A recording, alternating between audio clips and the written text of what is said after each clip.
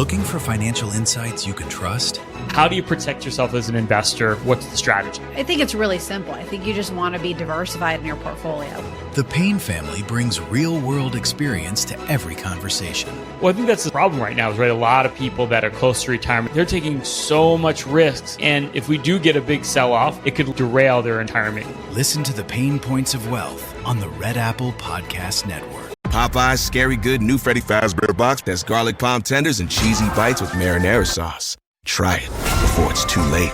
And see Five Nights at Freddy's 2, only in theaters. Love that chicken from Popeyes. Limited time at participating U.S. restaurants. The Rev and the Rabbi on the Red Apple Podcast Network.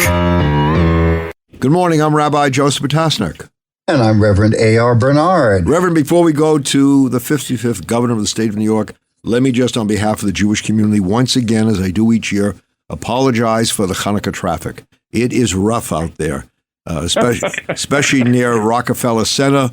Those Hanukkah menorahs all over the streets. It's hard to walk by, but it'll be over soon. So just Christmas will not be interfered with in any way.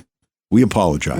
Well, that's what happens when you're constructing the largest Hanukkah menorah in the world, right? I mean, it can't be anything but disruptive. Yeah, I got to tell you. Do you know about that? Do you know about that? Yeah, in New York. Well, we don't want to be outdone. By the way, let's bring the governor into this conversation. and you know, I know that Governor Hochul will be looking for Lieutenant Governor Paterson. Oh, so I hope she's not looking at me. All right, Governor David A. Paterson, 55th Governor of the State of New York. Always a pleasure having you with us. We're going to talk about Hanukkah later on, but you know that Hanukkah was never intended to be the major. It's not a biblical holiday. It's not mentioned. It's post-biblical, and it was never intended to receive the kind of public attention it does in America and throughout the world. I had a professor at Yeshiva University who said, if Moses were to come back and walk through the streets of America and see how Hanukkah is celebrated, he would say, my God, if this is how they enjoy Hanukkah, can you imagine what they must do on Sukkot, on Tabernacles, which is a biblical holiday, but it doesn't receive the attention of Hanukkah, a non-biblical holiday. So why is that, Rabbi? I think part of it is Christmas. I think Christmas, because it's almost like a statement of, you know, we're here, we're a minority, we want equal time, we want recognition. I think so. But it's got a major message. I always felt it's a minor holiday with a major message, and it really is the story of religious freedom. But we'll talk about that later because the governor has things that he wants to express. All right. So what are we going to start with? What are we opening with? So, Governor, let me ask you this question. Your candidate loses in an election, and then you have to decide, what do you do? How do you interact? Do you become part of the opposition? Do you try to engage in what we call constructive engagement? I know a number of people who are obviously unhappy with the mayoral results. On the other hand, they say, well, he's our mayor now. We have to work with him. And there are those who say, no, don't work with him. What do you say, Governor? I'm going to compare this to an historic controversy that was almost fatal for a lot of people. And it was back in 1962 when we had the Cuban Missile Crisis. And what happened was that when Kennedy announced to Khrushchev that they were not going to attack, but they would respond if they were attacked. And Khrushchev responded with something, pretty acceptable. That's fine. Mm-hmm. We'll get everything worked out. We'll get everything out. And then about 2 days later, he sends another telegram to Kennedy, and the telegram is antagonistic. If you don't move those, army people, if you don't move those planes away, we'll blow you off the face of the earth, that kind of thing. So when they were examining the two letters, I think it was Bobby Kennedy, the senator's brother, who suggested the first letter was written by Khrushchev. The second letter was written by the people all around him. And remember, Khrushchev didn't last 2 years after the Cuban Missile Crisis. So what I'm sort of saying with Mamdani is from time to time, he makes statements that are appeasing. From time to time, he has meetings. And when the Board of Rabbis had a meeting with him, I know it was a closed door and there was not supposed to be any discussion after the meeting, but it didn't sound like he enraged the rabbis. But then he's got this problem. His biggest problem, in my opinion, isn't housing. It isn't getting free buses. His biggest problem is trying to be independent and to be a socialist at the same time. And I don't think there are very few people that actually do that. One of these days, something's going to happen, and Mamdani is going to be somewhat offended, and he's going to make a statement about it. And then the next thing you know, just watch, he's going to change his position, because he didn't really gain this position because of his individual effort. There was a very, very strong, very, very well-funded group around him. And when he starts to think that he can make decisions on his own and everyone's going to understand it, he's going to have a rude awakening. So breaking news, you heard it here on the Reverend Rabbi Show that Mamdani, like Khrushchev, will only last 2 years after this event happens. You heard it here, and right here. Breaking news. And that he has missiles also in his office. Well, so in other words, you're beholden to the ones who brought you to the dance. Is that what you're saying, Governor? Yeah, I mean, we're all beholden to the people who supported us to a certain degree. But say, for instance, when I became governor, there were people who were very supportive of me when I ran that didn't like some of the decisions that I made. But they were more, it was like on an individual basis. You know, they would say, I'm still with you, but I really don't understand why you did this and such. With him, the whole group is acting as a force. They're not really individualistic. In fact, in a lot of ways, they are all acting from the same basic idea, which is that socialism should rule the world. Right. And I think that if Mamdani, who is a human being like anyone else, and something's going to happen that he will be, somewhat appalled by, but they won't be appalled by it. And it reminded me of the final chapter of the book, Invisible Man by Ralph Ellison, where when the protagonist finally tries to pull away from the socialists, they just absolutely destroy him. They throw him out of the group. They take away all of his apartment, everything. He winds up living in a shelter, and that's where he writes the book from. But the whole premise is your friends that help you get there sometimes can be your enemies if you don't do exactly what they want you to do. Yeah. So you can't. Go ahead. Yeah, no, he's got me thinking about quite a few things, because essentially leadership has a lot to do with how you respond to crisis. You can't plan a pandemic in the middle of your first year as president of the United States. You know what I mean? You can't plan a George Floyd. You can't plan a lot of things. I'm just focusing on, Trump's first term. And then you can't plan an immigrant crisis. These things will happen, and how you respond to them will make all the difference in the world. And those responses sometimes require you to take the lead. In other words, leadership means that you as an individual, as a leader, have to make a decision. And sometimes it's contrary to the people around you. You're saying, Governor, with this particular ideology, it's not going to work that way? That's what I'm saying, that he will not be provided the independence that most people who get to a position as high as he enjoy. And by comparison, I mean, I remember people getting so agitated at some things that I did when I was first governor. And, within 6 to 9 months, they forgot about it because I did something they liked. It doesn't work that way in the socialist camp. If you agree with a socialist 100% of the time, they'll love you. If you agree with a socialist 99% of the time, they hate you. There's no middle ground with that. So when you say you're going to govern, you're the mayor for the entire city, and the socialists say, but you're our guy. We're the ones who brought you there.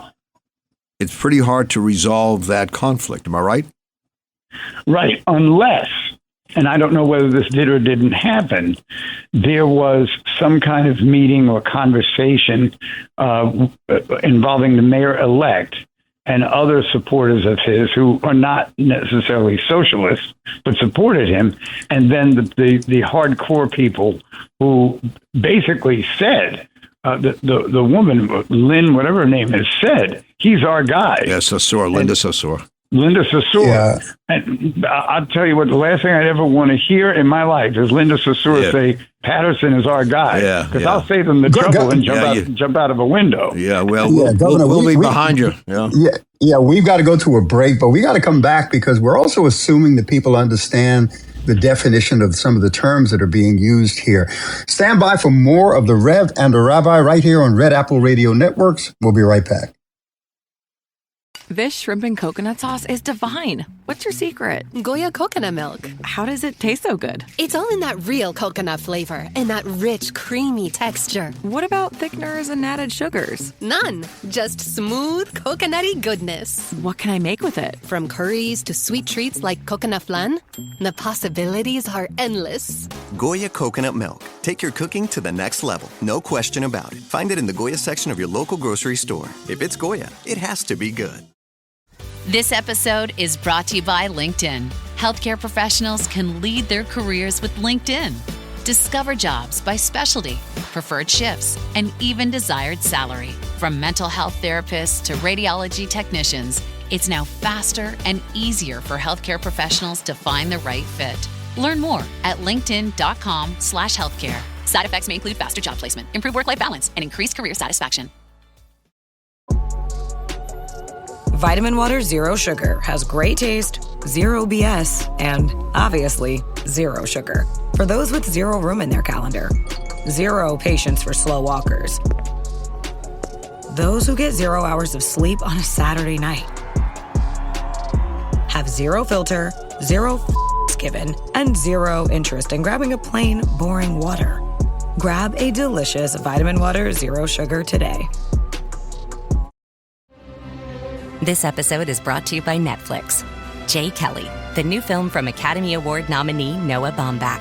George Clooney stars as an actor confronting his past and present on a journey of self-discovery, alongside Adam Sandler as his devoted manager. Critics are calling it a declaration of love to the chaotic art of filmmaking, with the Wall Street Journal praising it as a transcendent comedy drama. Jay Kelly is now playing only on Netflix.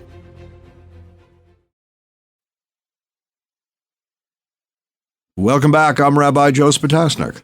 And I'm Reverend A.R. Bernard. Governor, we were using terms like socialism, socialist, and assuming that, our audience fully understands the use of these terms.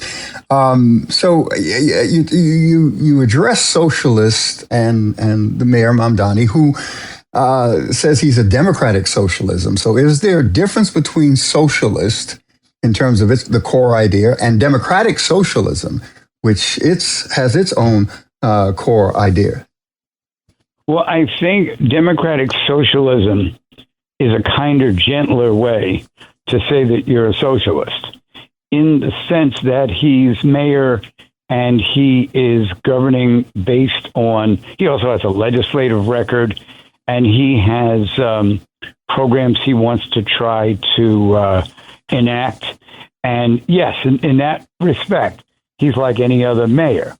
But if that was the case, then what was it about being a socialist that makes him that happy to announce it? In other words, he's a Democratic candidate. He's an activist. He's, leftist.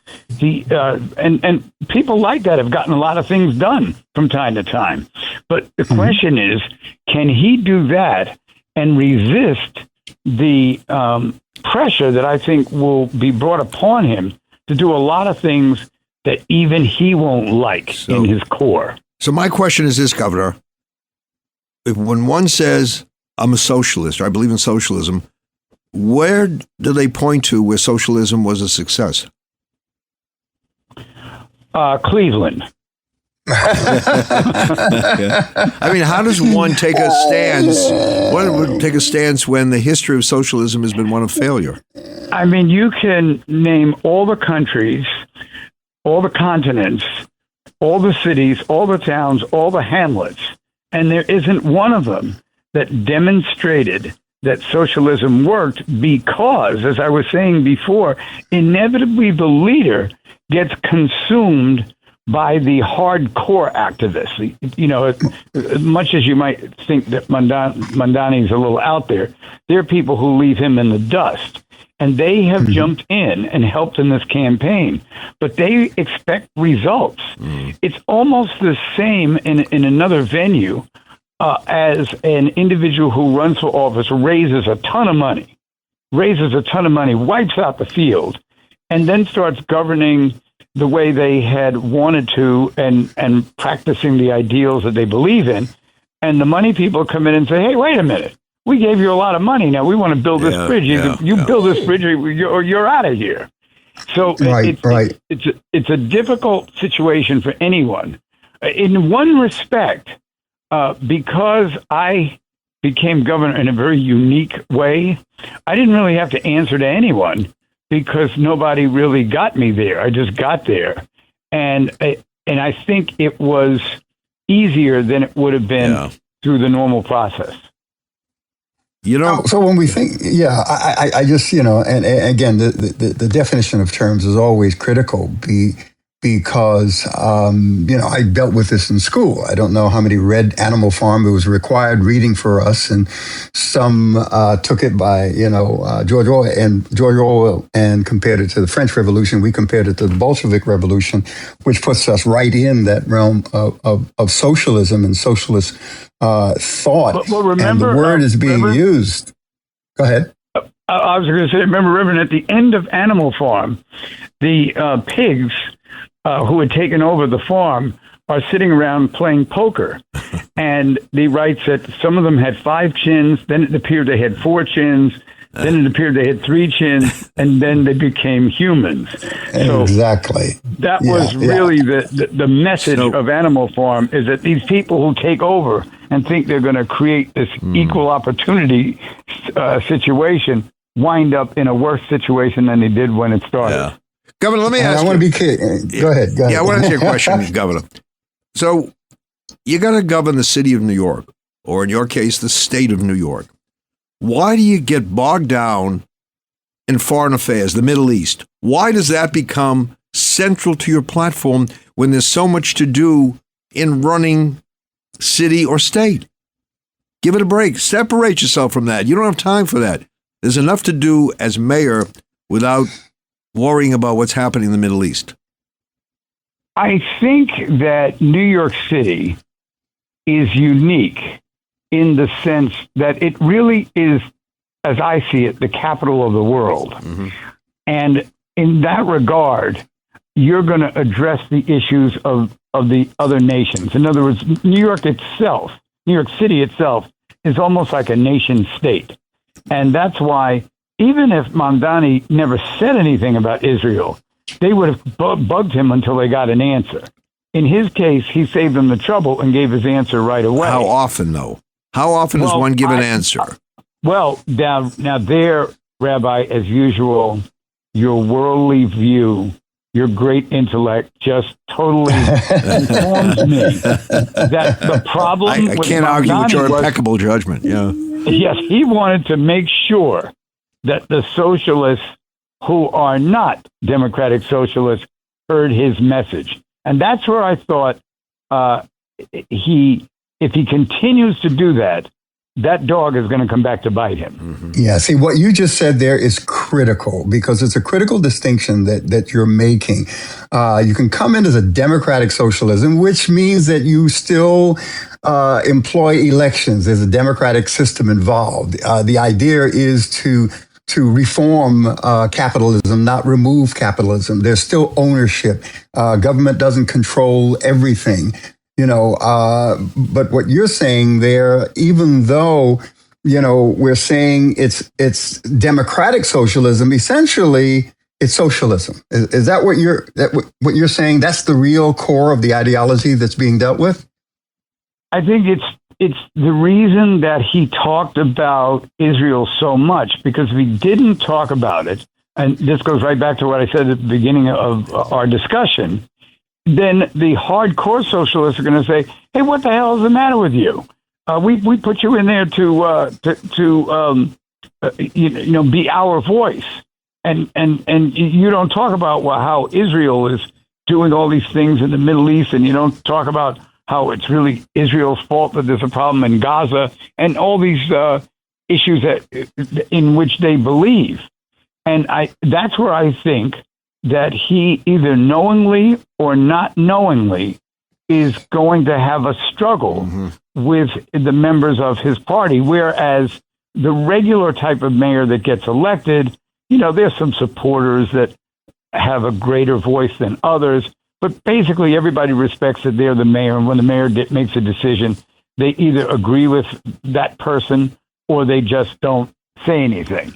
But here, I think you may see a lot more turbulence based on some of his actions and some of the things that he says. Yeah. Before we got about 3 minutes left, talk about the governor's race. Now, you see the entrance of Bruce Blakeman, Nassau County executive, into the race, whereas before people thought that President Trump is backing Elise Stefanik. How do you read it? Well, President Trump is backing Elise Stefanik. For whatever reason, there was a belief that he put pressure on Blakeman not to run or anything like that. And I've known Bruce Blakeman a long time. Both of us are from Long Island. When he first was running, I sort of saw him as not ready for prime time. But he has really turned Nassau County around. He supported all types of economic development opportunities. Not all of them moved to fruition, but it wasn't his fault. And Elise Stefanik, to me, is shrill, doesn't really know the issues, would rather yell at people than try to demonstrate how much she does know. And I predict that he will beat her, and it won't be close. Wow.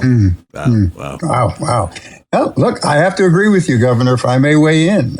Blakeman, he has real executive experience, strong law and order posture, and, he can compete countywide. The challenge will be to take some of that and make it, spread throughout the state. That's always going to be a challenge for him. But yeah, that's interesting. And you need 30% of the city to win the election in the state.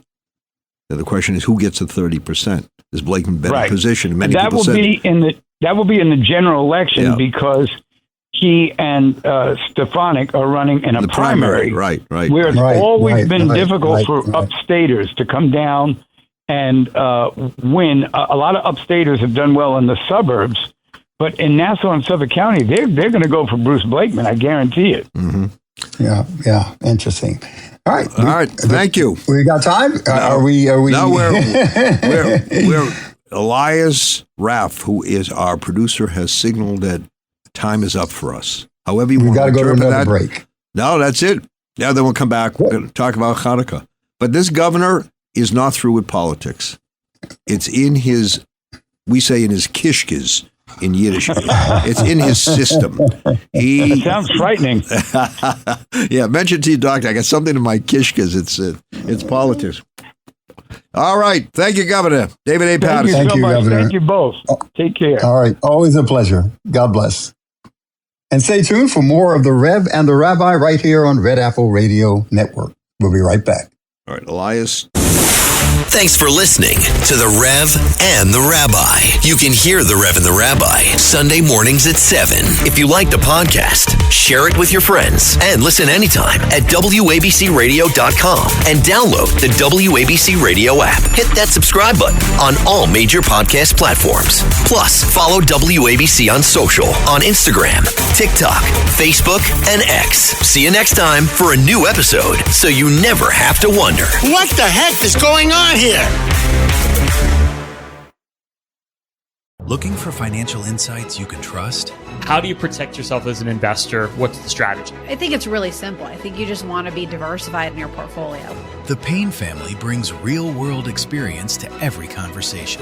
Well, I think that's the problem right now is, right, a lot of people that are close to retirement, they're taking so much risks. And if we do get a big sell-off, it could derail their retirement. Listen to the Payne Points of Wealth on the Red Apple Podcast Network. Hey, Ryan Reynolds here for Mint Mobile. You know, one of the perks about having 4 kids that you know about is actually getting a direct line to the big man up north. And this year, he wants you to know the best gift that you can give someone is the gift of Mint Mobile's unlimited wireless for $15 a month. Now, you don't even need to wrap it. Give it a try at mintmobile.com/switch. Upfront payment of $45 for 3-month plan equivalent to $15 per month required. New customer offer for first 3 months only. Speed slow after 35 gigabytes if network's busy. Taxes and fees extra. See mintmobile.com.